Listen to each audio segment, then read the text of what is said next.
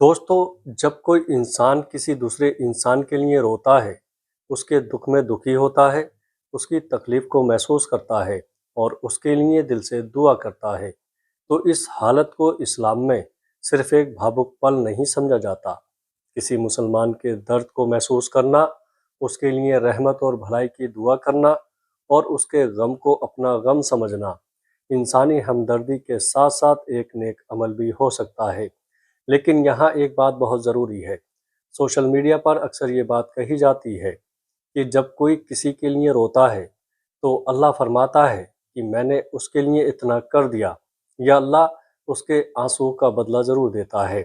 ऐसी बातें बिना सही हदीस के हवाले के अल्लाह और उसके रसूल सल्लल्लाहु ताला अलैहि वसल्लम की तरफ मंसूब नहीं करनी चाहिए। कुरान शरीफ में अल्लाह ताला फरमाता है, और जो लोग ईमान लाए और उनके दिल अल्लाह के ज़िक्र से इत्मीनान पाते हैं। सुन लो, अल्लाह के ज़िक्र ही से दिलों को इत्मीनान मिलता है।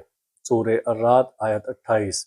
इससे हमें ये समझ आता है कि इंसान का दिल जब किसी परेशानी में टूटता है तो असली सुकून अल्लाह की तरफ रुजू करने में है। और हमारे प्यारे नबी हज़रत मोहम्मद मुस्तफ़ा सल्लल्लाहु ताला अलैहि वसल्लम ने मुसलमानों के आपसी रिश्ते की बहुत खूबसूरत मिसाल बयान फरमाई है। सही बुखारी और सही मुस्लिम में हदीस है कि एक मुसलमान दूसरे मुसलमान के लिए उस इमारत की तरह है जिसका एक हिस्सा दूसरे हिस्से को मजबूत करता है। इसका मतलब यह है कि अगर आपका कोई अपना तकलीफ में है और आप उसके दर्द को देखकर रो पड़ते हैं, उसके लिए दुआ करते हैं, उसकी मदद करने की कोशिश करते हैं, तो ये दिल की नरमी और ईमान की खूबसूरत निशानी हो सकती है। लेकिन सिर्फ आंसू बहाना ही मकसद नहीं है। अगर किसी के लिए रोते हुए इंसान अपने हाथ उठाकर कहता है, या अल्लाह, जिस इंसान के लिए मेरा दिल परेशान है, तो उसकी परेशानी दूर फरमा, उसके गुनाह माफ़ फरमा, उसके दिल को सुकून अता फरमा। अगर वो मेरे लिए बेहतर है तो हमारे रिश्ते में भलाई और बरकत अता फरमा, और अगर इसमें मेरे लिए भलाई नहीं तो मेरे दिल को अपने फैसले पर राज़ी फरमा। तो ऐसी दुआ इंसान को अल्लाह के और करीब कर सकती है। हज़रत अबू हुरैरा रज़ियल्लाहु ताला अन्हु से रिवायत है कि रसूलुल्लाह सल्लल्लाहु ताला अलैहि वसल्लम ने फरमाया कि अल्लाह ताला क़यामत के दिन अपने बंदे के लिए उसकी दुआओं में से बहुत सी दुआओं का बदला अता फरमाएगा। दुआ करने वाले को ये नहीं समझना चाहिए कि अगर उसकी मांगी हुई चीज़ तुरंत नहीं मिली तो उसकी दुआ बेकार चली गई, बल्कि हदीसों से मालूम होता है कि बंदे की दुआ कई तरह से उसके हक में फ़ायदेमंद होती है। कभी वही चीज़ अता कर दी जाती है जो बंदे ने मांगी, कभी उससे कोई मुसीबत टाल दी जाती है, और कभी उस दुआ का अज्र आखिरत के लिए जमा कर दिया जाता है। इसलिए अगर आप किसी के लिए रो रहे हैं और उसी हालत में अल्लाह को पुकार रहे हैं, तो सबसे पहले ये उम्मीद रखिए कि अल्लाह आपकी आवाज़ सुन रहा है। अल्लाह ताला फरमाता है, और जब मेरे बंदे मेरे बारे में तुमसे पूछें तो बेशक मैं करीब हूँ, पुकारने वाले की दुआ कबूल करता हूँ जब वो मुझे पुकारता है। सूरह अल बकरा आयत 186। गौर कीजिएगा, अल्लाह ने ये नहीं फरमाया कि सिर्फ खुश इंसान की आवाज़ सुनता हूँ, बल्कि अल्लाह ने अपने बंदों को बताया कि वो करीब है और पुकारने वाले की पुकार सुनता है। इसलिए कभी ऐसा हो कि किसी इंसान की याद में आपकी आंखों से आंसू निकल आए, दिल टूट जाए और आप अकेले में अल्लाह से उस इंसान के लिए दुआ करने लगें, तो अपने आंसुओं को बेकार ना समझें। लेकिन ये भी याद रखें कि इस्लाम में किसी इंसान से मोहब्बत का सबसे खूबसूरत तरीका ये है कि उसकी भलाई के लिए अल्लाह से दुआ की जाए, ना कि अपनी चाहत को अल्लाह के फैसले से ऊपर रखा जाए। क्योंकि हमें नहीं मालूम कि हमारे लिए क्या बेहतर है, लेकिन अल्लाह सब जानता है। कुरान शरीफ में अल्लाह ताला फरमाता है, हो सकता है कि तुम किसी चीज़ को नापसंद करो और वो तुम्हारे लिए बेहतर हो, और हो सकता है कि तुम किसी चीज़ को पसंद करो और वो तुम्हारे लिए बुरी हो। अल्लाह जानता है और तुम नहीं जानते। सूरह अल बकरा आयत 216। इसलिए अगर किसी के लिए आपका दिल रोता है तो सबसे खूबसूरत काम यह है कि उस दर्द को सजदे तक पहुंचा दीजिए। किसी इंसान के सामने बार बार अपना दर्द बयान करने के बजाय कभी रात की तन्हाई में अपने रब के सामने बैठकर कहिए, या रब, तू मेरे दिल का हाल जानता है, तू जानता है कि मैं किसके लिए रो रहा हूँ। अगर उस इंसान के लिए मेरे दिल में मोहब्बत है تو اسے میرے لیے نیکی کا ذریعہ بنا۔ اگر وہ پریشانی میں ہے تو اس کی پریشانی دور کر، اگر وہ گمراہی میں ہے تو اسے ہدایت دے، اور اگر میرا دل اس رشتے کی وجہ سے ٹوٹ رہا ہے تو مجھے صبر، سکون اور اپنے فیصلے پر راضی ہونے کی توفیق عطا فرما۔ یاد رکھیے، انسان آپ کے آنسو نہ سمجھ پائے، لیکن آپ کا رب آپ کے دل کی حالت جانتا ہے، اور یہی ایک مومن کے لیے سب سے بڑی تسلی ہے۔ سننے والے بھائیوں اور بہنوں، اگلی بات اس سے بھی زیادہ اہم ہے کہ کیا کسی کے لیے رونے پر اس انسان کو اس کا پتہ چلتا ہے؟ کیا فرشتے اس رونے اور دعا کو لکھتے ہیں؟ اور حدیثوں میں کسی مسلمان کے لیے اس کی غیر موجودگی میں دعا کرنے کی کیا فضیلت آئی ہے؟ اب اس بات کو اور گہرائی سے سمجھیے گا کہ جب کوئی انسان کسی دوسرے انسان کے لیے روتا ہے، اس کی تکلیف پر دکھی ہوتا ہے اور اس کے لیے اللہ سے دعا کرتا ہے، تو اسلام ہمیں اس کے بارے میں کیا سکھاتا ہے؟ سب سے پہلے ایک بہت پیاری حدیث سنیے۔ صحیح مسلم میں حضرت ابو درداء رضی اللہ تعالیٰ عنہ سے روایت ہے کہ رسول اللہ صلی اللہ تعالیٰ علیہ وسلم نے فرمایا کہ جو مسلمان اپنے بھائی کے لیے اس کی غیر موجودگی میں دعا کرتا ہے، ایک فرشتہ کہتا ہے آمین، اور تمہارے لیے بھی ویسا ہی ہو۔ ذرا اس حدیث کی خوبصورتی کو سمجھیے گا۔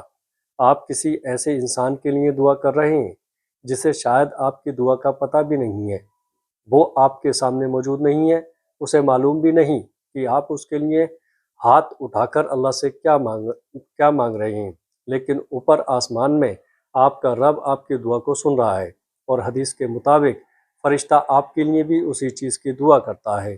اگر آپ کہتے ہیں یا اللہ میرے اس بھائی کی پریشانی دور فرما، تو فرشتہ کہتا ہے آمین، تمہارے لیے بھی ویسا ہی ہو۔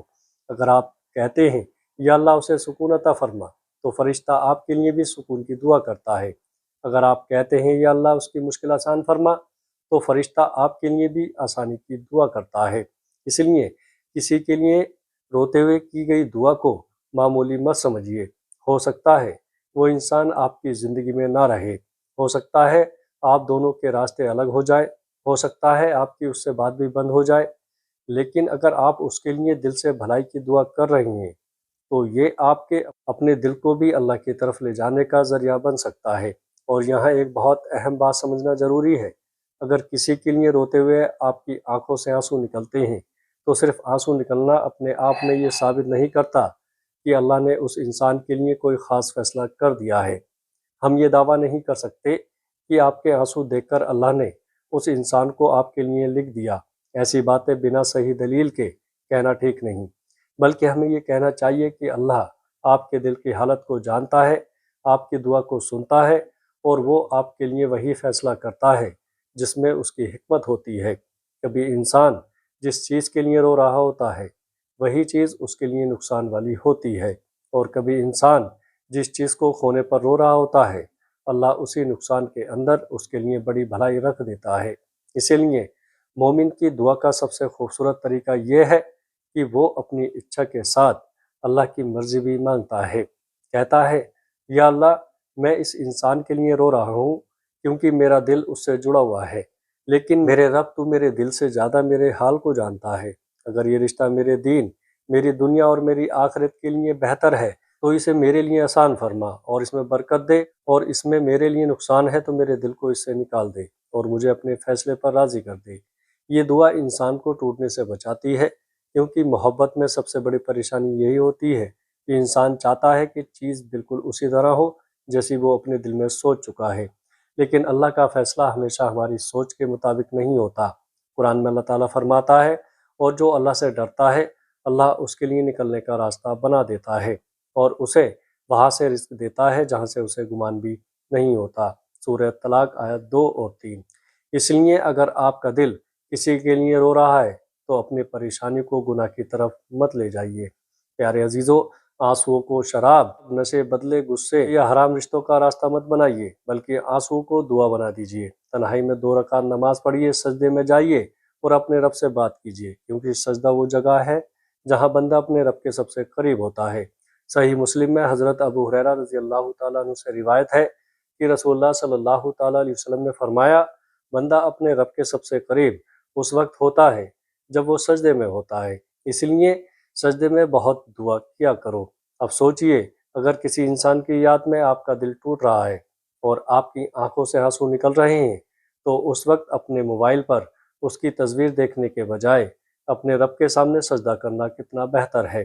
اس انسان سے اپنی ہر بات کہنے کے بجائے اللہ سے اپنی ہر بات کہیے، کیونکہ انسان آپ کی بات سن کر بھی مجبور ہو سکتا ہے، لیکن اللہ کے لیے کوئی چیز مشکل نہیں۔ اگر اللہ چاہے تو ٹوٹے ہوئے دل کو سکون دے سکتا ہے، اگر اللہ چاہے تو دور ہوئے انسان کے بیچ صلح کرا سکتا ہے، اگر اللہ چاہے تو کسی کی پریشانی کو آسانی میں بدل سکتا ہے، اور اگر اللہ چاہے تو جس چیز کے لیے آپ کا دل رو رہا ہے اس سے بھی بہتر چیز آپ کی زندگی میں عطا کر سکتا ہے۔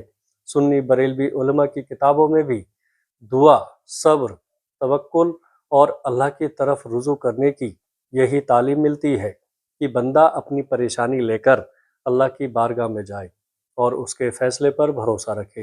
امام احمد رضا خان رحمۃ اللہ علیہ کی تصانیف اور فتاوی رضویہ میں دعا، صبر اور اللہ پر بھروسے کی اہمیت کو بار بار بیان کیا گیا ہے۔ اس لیے یاد رکھیے، اگر کوئی آپ کے لیے روتا ہے تو سب سے بڑی خوشی یہ نہیں کہ کوئی انسان آپ کے پیچھے رو رہا ہے، سب سے بڑی خوشی یہ ہے کہ اس رونے کو اگر دعا بنا دیا جائے تو وہ انسان اپنے رب کی طرف لوٹ رہا ہے۔ اور اگر آپ کسی کے لیے رو رہے ہیں تو اپنے آنسوؤں کو صرف درد مت بننے دیجیے گا، انہیں دعا بنا دیجیے، کیونکہ ہو سکتا ہے جس انسان کے لیے آپ رو رہے ہیں اللہ اسے آپ کے لیے نہ لکھے، لیکن اسے رونے اور دعا کے ذریعے اللہ آپ کو اپنے اور قریب کر دے، اور یہی اصلی کامیابی ہے۔ ویڈیو اچھی لگے تو آگے دوستوں میں شیئر ضرور کریے گا۔ السلام علیکم ورحمۃ اللہ وبرکاتہ۔